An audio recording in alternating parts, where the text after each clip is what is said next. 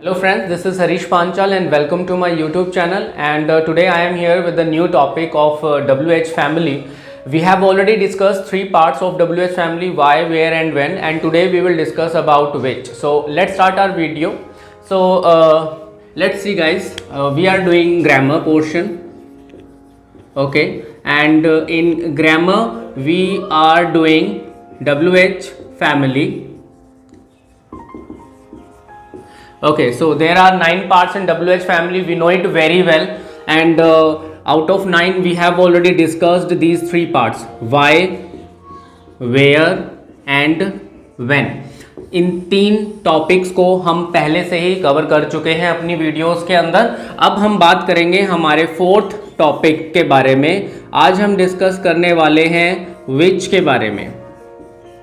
Okay, which plus noun. Which के साथ हम नाउन का इस्तेमाल करेंगे. विच का इस्तेमाल क्यों किया जाता है? It is about asking about choice. जब भी हम चॉइस के बारे में बात करते हैं तो हम विच का इस्तेमाल करेंगे WH फैमिली के अंदर. इसको हम हिंदी में ऐसे कर सकते हैं: कौन सा, कौन से और कौन सी. प्लस नाउन यहाँ पर जरूर आएगा, जैसे कौन सा पेन, कौन सा घर, कौन से जूते, ठीक है, कौन से बच्चे, कौन सा अखबार. इस तरीके के सेंटेंसेस जब आपको बनाने हैं क्वेश्चंस के लिए तो आप विच का इस्तेमाल करेंगे, ठीक है. सो अभी हम देखते हैं इसमें हमारी हेल्पिंग वर्ब क्या होती है. Oh, it is not working. So helping verb is according to tense. जो हम टेंसेस यूज कर रहे हैं उन्हीं की हेल्पिंग वर्ब और मेन वर्ब आपको यूज करनी है. मेन वर्ब में भी अकॉर्डिंग टू टेंस आपको इस्तेमाल करना है, ठीक है. ये मैं हर बार बोलता हूँ अपनी वीडियोस में. हमने अभी पहले टेंसेस स्टार्ट किए थे, टेंसेस के बाद हम WH फैमिली कर रहे हैं, तो आपको अभी टेंसेस से ही इसकी प्रैक्टिस करनी है. See the syntax. आप सेंटेंस कैसे बनाएंगे? First of all you have to use which. Which plus noun. Which के साथ कोई नाउन जरूर आएगा यहाँ पर. उसके बाद हेल्पिंग वर्ब आपको यूज करनी है, सब्जेक्ट यूज करना है, वर्ब यूज करनी है, and then you have to use object and question mark. While making negative sentences, which plus noun will be there. After that helping verb, then subject, and then you have to put not in the sentence, and then after that object and question mark. So these are the 2 syntaxes. ये 2 syntax हैं जो आपको इस्तेमाल करने हैं sentence बनाते समय विच के साथ, ठीक है. तो चलिए अब हम इसके कुछ एग्जांपल्स देख लेते हैं, इसके कुछ एग्जांपल्स बनाते हैं, ठीक है. अभी जैसे मैंने आपको बताया कि हम टेंसेस फिनिश कर चुके हैं, उसके बाद हमने नेक्स्ट पॉइंट जो आप ग्रामर का है वो शुरू किया है ट्रेडिशनल मेथड में WH फैमिली का. इसमें आज हम हमारा 4th पार्ट कर रहे हैं, that is which plus noun. कौन सा, कौन से, कौन सी, ठीक है. अब हम इसके सेंटेंसेस बनाना शुरू करते हैं. हम प्रेजेंट, पास्ट और फ्यूचर इस तरीके से इसके सेंटेंस बनाएंगे. तो सबसे पहले हम सिंपल प्रेजेंट टेंस का एक एग्जाम्पल बनाते हैं. Okay, so first of all we will use which. After that we have to use noun. Which subject do I teach you? So this is the sentence. अब आप देखो यहाँ पे मैंने इसको सिंटेक्स को फॉलो किया है. सबसे पहले which का इस्तेमाल किया, उसके बाद noun आ गया. noun is subject. Okay, which subject, उसके बाद हेल्पिंग वर्ब है, there is my helping verb, then subject, here is the subject, after that verb and object, this is verb and this is object. So यहाँ पर हम देखते हैं कि simple present tense में हम डू डज का इस्तेमाल करते हैं और फर्स्ट फॉर्म का इस्तेमाल करते हैं. ओके, जब आप हिंदी ट्रांसलेट करते हैं तो उसमें आता है which subject do I teach you. इसका मीनिंग है मैं आपको कौन सा विषय पढ़ाता हूँ या फिर कौन सा सब्जेक्ट पढ़ाता हूँ. तो कौन सा, कौन से, कौन सी के साथ आपको नाउन का इस्तेमाल करना है. हिंदी में भी वो एक साथ आता है और इसीलिए वो इंग्लिश में भी एक साथ आएगा विच के साथ. ठीक है, I hope so you understood. अब इसका जब नेगेटिव सेंटेंस हम बनाएंगे तो आपको नॉट को पुट करना है सब्जेक्ट के बाद और वर्ब से पहले। सो इसका नेगेटिव सेंटेंस ऐसे होगा, which subject do I not teach you. So which subject do I not teach you, मैं आपको कौन सा विषय नहीं पढ़ाता हूं। सो नॉट आपने जो यूज करना है वो सब्जेक्ट और वर्ब के बीच में आपको नॉट का इस्तेमाल करना है, ठीक है। तो याद रहेगा आप लोगों को पॉजिटिव सेंटेंस बनाते समय और नेगेटिव सेंटेंस बनाते समय किस तरीके से आपको सिंटेक्स को फॉलो करना है। ओके, आप इसे फॉलो करेंगे आपका सेंटेंस कभी भी गलत हो ही नहीं सकता, ठीक है। 100% एक्यूरेसी रहेगी आपकी सेंटेंस बनाते समय, बोलते समय, लिखते समय। Now next sentence present continuous का बनाते हैं। Which newspaper are they reading. Okay, so present continuous में सभी को पता है हम इज एम आर का यूज़ करते हैं और प्रेजेंट पार्टिसिपल का यूज़ करते हैं, मतलब फर्स्ट फॉर्म प्लस आईएनजी का यूज़ करते हैं जब हम विच से सेंटेंस बना रहे हैं, क्वेश्चन हम पूछ रहे हैं। सो विच न्यूज़पेपर, कौन सा अखबार, आर दे रीडिंग, वे कौन सा अखबार पढ़ रहे हैं। सो इस तरीके से हम इसकी ट्रांसलेशन करते हैं। ओके, जितने भी ये बच्चे हैं जिनको इंग्लिश अभी कम समझ में आती है तो वो ट्रांसलेशन जरूर करें। विदाउट ट्रांसलेशन आपका बेस क्लियर नहीं होगा। जब हम इसका नेगेटिव सेंटेंस बनाते हैं, which newspaper are they not reading. So इस तरीके से आप नेगेटिव सेंटेंस बनाएंगे। यहां पर अगेन आपने नोट पुट करना है सब्जेक्ट और वर्ब के बीच में नेगेटिव सेंटेंस बनाने के लिए। ओके, बाकी पूरा सेंटेंस सेम रहेगा, ठीक है। Which sentence are they not reading, वे कौन सा अखबार नहीं पढ़ रहे हैं। ओके, नेक्स्ट टेंस जो है हमारा प्रेजेंट परफेक्ट होता है। प्रेजेंट परफेक्ट से हम सेंटेंस बनाएंगे जैसे which book has she sold। Which book has she sold, वह कौन सी किताब बेच चुकी है या फिर उसने कौन सी किताब बेची है। दो तरीके से प्रेजेंट परफेक्ट की हिंदी होती है, आइडेंटिफिकेशन होती है ट्रांसलेशन मेथड में। ओके, तो यहाँ पर अगेन हमने विच प्लस नाउन का इस्तेमाल किया है। यहाँ पर हमने हैज़ और हैव का यूज करना होता है प्रेजेंट परफेक्ट में, तो सिंगुलर के साथ हमने हैज का इस्तेमाल किया है। And then after we have used here past participle, means आपकी थर्ड फॉर्म को हमने यूज किया है while making negative sentence of this sentence. So which book has she not sold.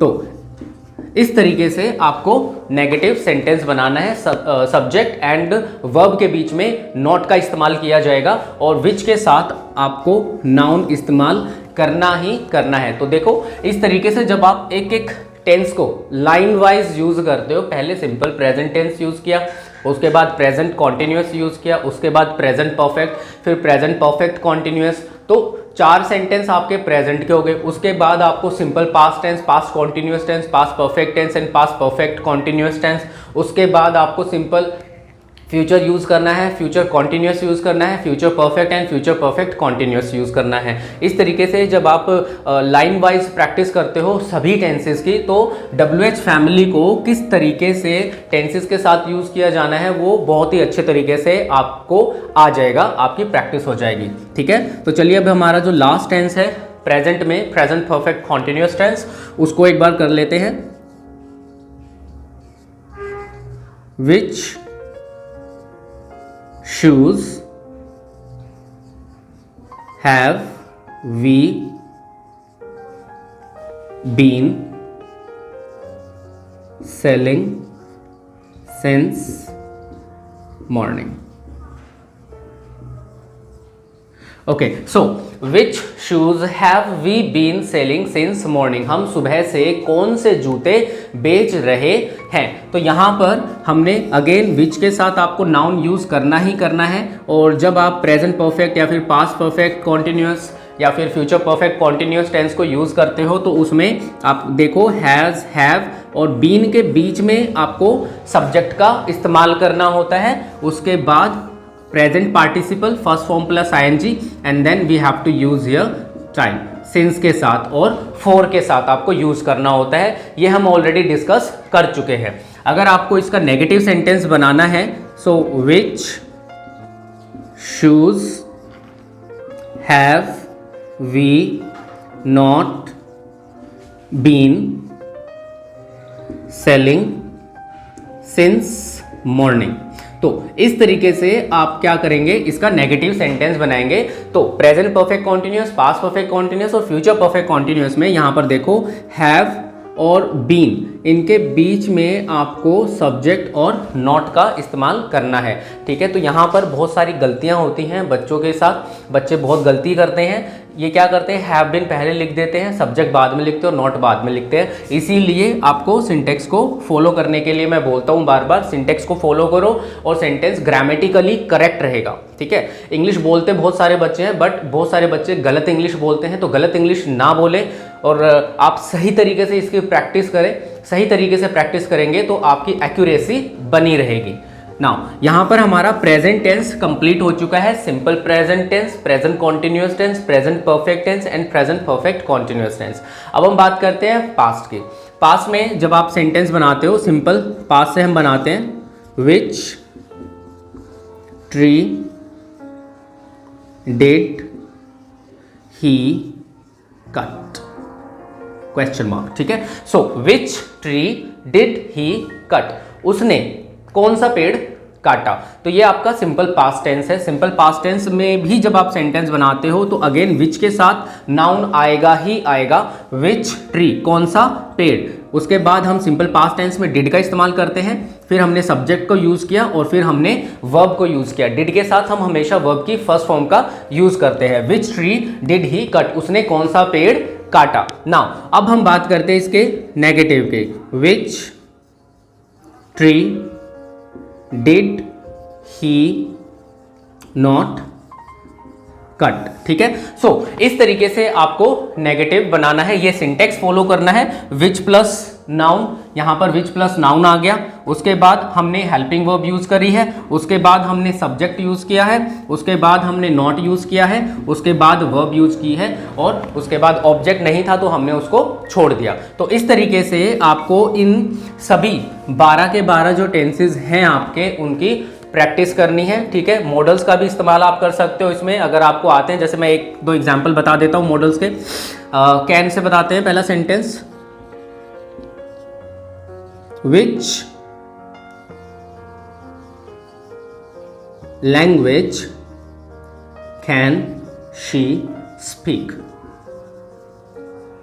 Okay, so अब यहां पर देखो हमने मॉडल का इस्तेमाल किया है, हमने यूज किया है कैन का। सो यहां पर भी जब भी हम विच यूज कर रहे हैं तो नाउन आएगा ही आएगा। विच लैंग्वेज कैन शी स्पीक, वह कौन सी भाषा बोल सकती है। ठीक है, अब यहां पर मॉडल के साथ हम फर्स्ट फॉर्म का यूज कर रहे हैं। ठीक है, कैन के साथ हम फर्स्ट फॉर्म का यूज करते हैं। तो which language can she speak, वह कौन सी भाषा बोल सकती है। अगर हमें इसका नेगेटिव सेंटेंस बनाना है तो which language can she, which language can she not speak, negative बनाना था। Okay, so which language can she not speak, वह कौन सी भाषा नहीं बोल सकती है। अगेन आप देखो यहाँ पर इस सिंटेक्स को आप देखो तो बिल्कुल सेम सिंटेक्स है जैसे हमने टेंसेस के साथ यूज किया है, उसी तरीके से हम मॉडल्स के साथ हम इसको इस्तेमाल कर सकते हैं। सबसे पहले विच, उसके बाद लैंग्वेज, विच के साथ नाउन को यूज किया। ओके, विच लैंग्वेज, उसके बाद हेल्पिंग वर्ब, यहाँ पर हमारी axillary verb, model axillary verb कौन सी है, कैन है, तो हमने वहां पर कैन यूज किया, सब्जेक्ट शी और फिर हमने यहाँ पर वर्ब को यूज किया। तो इस तरीके से आप क्या करोगे, आप सभी सेंटेंसेस बनाओगे। पहले आप टेंसेस को यूज करके सेंटेंस बना लोगे and if you have knowledge about models सो आप मॉडल्स को भी आप इनमें इस्तेमाल कर सकते हो। ठीक है, तो ये सारा प्रोसेस है। ठीक है, आप इसका स्क्रीनशॉट ले सकते हैं और इसको अच्छे तरीके से समझ के इसकी प्रैक्टिस करेंगे। तो आज की क्लास में बस इतना ही था। आज हमने विच का इस्तेमाल किया है, विच के साथ आपको एक नाउन को इस्तेमाल करना है।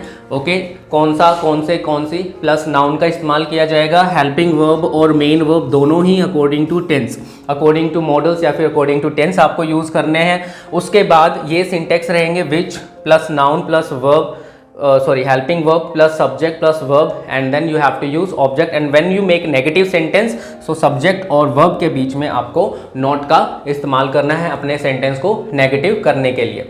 सो बेस्ट वे जो है इसका प्रैक्टिस करने का, सबसे पहले आप टेंसेस से प्रैक्टिस कीजिए। पहले आप प्रेजेंट टेंस फिनिश करो, उसके बाद पास्ट टेंस फिनिश करो और उसके बाद फ्यूचर टेंस को फिनिश करो। ठीक है, सो 4 एंड 4 आपके टोटल 12 सेंटेंसेस हो जाएंगे जो आज आपको बना के प्रैक्टिस करनी है। आप कितने भी सेंटेंस बना सकते हो, it depends on you and your time. आपके पास कितना समय है, आप कितनी प्रैक्टिस करते हो, कितना समय आप इस लैंग्वेज को देते हो, ये बहुत ज़्यादा इंपॉर्टेंट है। ठीक है, अगर मॉडल्स आते हैं तो आप मॉडल्स के भी सेंटेंसेस WH फैमिली के साथ यूज़ करके बना सकते हो। ठीक है, लास्ट टाइम मैंने आपको एक टॉपिक दिया था हमारी लास्ट वीडियो में, रोल ऑफ इलेक्ट्रिसिटी। ठीक है, आई होप सो आपने मेरी वीडियो जाके देखी होगी कि किस तरीके से हम ऐसे लिखते हैं, आर्टिकल लिखते हैं। तो वहाँ से आप जो पॉइंट्स मिले होंगे आपको, उसको फॉलो करके आपको ऐसे लिखना है।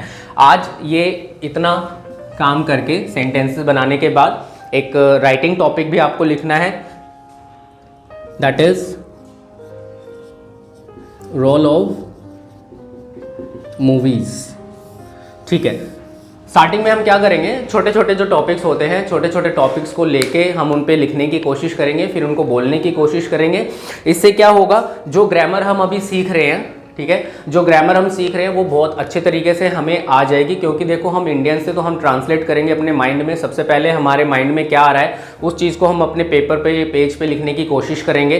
ट्रांसलेट तो हमें थोड़ा बहुत करना ही पड़ेगा। ठीक है, और उस समय ट्रांसलेट करते समय बहुत सारी डिफ़िकल्टीज सामने आएंगी, आपको वर्ड्स की प्रॉब्लम आएगी, वोकैब की प्रॉब्लम आएगी। ठीक है, तो ये सब नॉर्मल है, इसको ज़्यादा हवा बनाने की ज़रूरत नहीं है। और धीरे धीरे जैसे जैसे आप प्रैक्टिस करते जाओगे, ग्रामर सीखते जाओगे, बोलने की प्रैक्टिस करोगे, तो आप देखोगे कि आपको धीरे धीरे इंग्लिश आ रही है। तो कोई इतनी ज़्यादा डरने की बात नहीं है। आज आप लिखोगे रोल ऑफ मूवीज़। जो मूवीज़ होती हैं उनका हमारी लाइफ में क्या रोल होता है, सबसे पहले आप इसको डिफ़ाइन कीजिएगा कि मूवी होती क्या है। अपने ऑन वर्ड्स में डायरेक्ट जाके गूगल पे सर्च मत करना, पहले खुद लिखने की कोशिश करना कि आप कितने कैपेबल हो, कितना आप लिख सकते हो। सबसे पहले आपको डिफ़ाइन करना है कि भाई मूवीज़ होती क्या है। उसके बाद आपको टाइप्स लिखने हैं, मूवीज़ किस किस टाइप्स की होती हैं। उसके बाद कॉजेज़ लिखना है इसका कि हमें मूवीज़ की ज़रूरत क्यों है, पीपल जो होते हैं, लोग जो होते हैं वो मूवीज़ को देखते क्यों। उसके बाद हम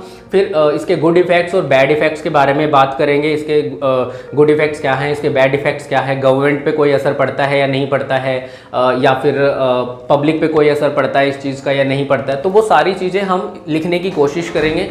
उसके बाद जो नेक्स्ट पॉइंट आएगा, इसमें टाइम आएगा। आज से 10 या 20 साल पहले जो मूवीज़ होती थी, फिल्में जो होती थी, वो कैसी बनती थी, उनका क्या स्वरूप होता था, आज के समय में किस तरीके का क्राइटेरिया चल रहा है, कैसी मूवीज़ आ रही हैं, और फ्यूचर के बारे में आने वाले 10 या 15 साल बाद किस तरीके की मूवीज़ आना शुरू होंगी। ठीक है, तो उसके बाद हमने अपना कंक्लूजन लिखना है। तो ये सारे पॉइंट्स आपको मेंशन करने हैं अपने टॉपिक के अंदर। ओके, तो आप देखोगे कि आप बहुत सारा लिख पाओगे, इस पर बहुत सारे ईजी वर्ड्स से आप इसको लिखें। ठीक है, तो ये आज की क्लास थी। ठीक है, इसमें मैंने विच का इस्तेमाल किया है WH फैमिली में। तो आज हमारे टोटल 4 पॉइंट्स हो चुके हैं WH फैमिली के। ओके, आने वाली क्लास में अब हम नेक्स्ट पॉइंट्स के बारे में बात करेंगे। ठीक है, अच्छा एक और बात, ये बड़ी ही अच्छी बात नहीं है। ठीक है, आज मैं सुबह मॉर्निंग में वीडियोस कुछ देख रहा था, तो वहाँ पर एक महाशय ने वीडियो थी उसकी, मैंने देखी नहीं है, थंबनेल पढ़ के ही मुझे गुस्सा आ गया उसका, कि 2 महीने के टेंस 2 मिनट में सीखे। ठीक है, अरे यार, मतलब इन लोगों ने ना इतना हवा बना रखा है, इतना मतलब बेवकूफ़ बनाने वाला काम बना रखा है। देखो मेरी वीडियोज़ में एक भी बकवास करने वाली चीज़ नहीं है, मैं बिल्कुल पॉइंट टू पॉइंट करा रहा हूँ और यही फॉलो करना है आपको। शॉर्टकट नहीं होता। ओके, अगर आपको कोई चीज़ सीखनी है, ठीक है, सपोज आपको एक लैंग्वेज सीखनी है, तो भाई देखो शॉर्टकट नहीं है, कोई ट्रिक्स काम नहीं आती। आप एक टॉपिक को हर रोज़ सीखो, ओके, और उसकी प्रैक्टिस करो। धीरे धीरे आप को आपका जो ज्ञान है वो बढ़ेगा। लेकिन ये इस तरीके की जो वीडियो बनाते हैं ना, 2 महीने के टेंसेस 2 मिनट में सीखे, ठीक है, अरे इनका बस नहीं चलता। वरना ना नेक्स्ट टाइम ये ऐसी वीडियो बना देंगे कि 9 महीने का बच्चा 6 महीने में या 7 महीने में कैसे पैदा करे, ठीक है। अरे भाई तुम ना बेवकूफ़ मत बनाओ लोगों का, ओके। और मुझे तो तरस आता है ऐसे लोगों के ऊपर जो उनकी वीडियोस देखते हैं, ओके। शॉर्टकट नहीं होता, there is no shortcut, okay. अगर आप कुछ सीखना चाहते हैं तो शॉर्टकट के पीछे मत भागिएगा। एक सिंपल फॉर्मेट होता है, ठीक है, उसको फॉलो कीजिए, तब आपको आएगा, ओके। आपको थोड़ा सा समय देना पड़ेगा, पेशेंस रखना पड़ेगा, okay.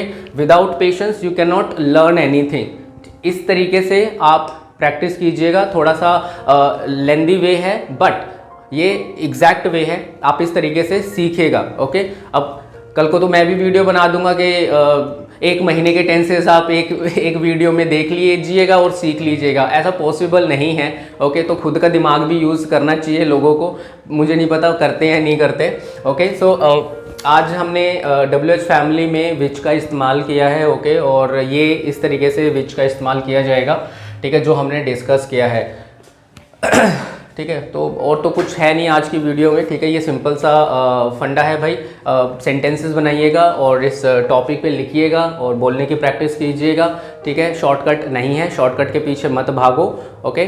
So I hope so आप लोगों को ये टॉपिक समझ में आया होगा, और जो बात मैं आपको बताना चाहता हूँ शॉर्टकट्स के बारे में वो भी आप लोगों को समझ में आई होगी, ठीक है। सो अभी मैं वाइंड अप करता हूँ क्लास को, ठीक है। तो मिलते हैं अपनी हमारी नेक्स्ट क्लास में मिलते हैं आप लोगों से। So till then thank you so much for watching my videos and have a nice day to all of you. Bye bye, take care.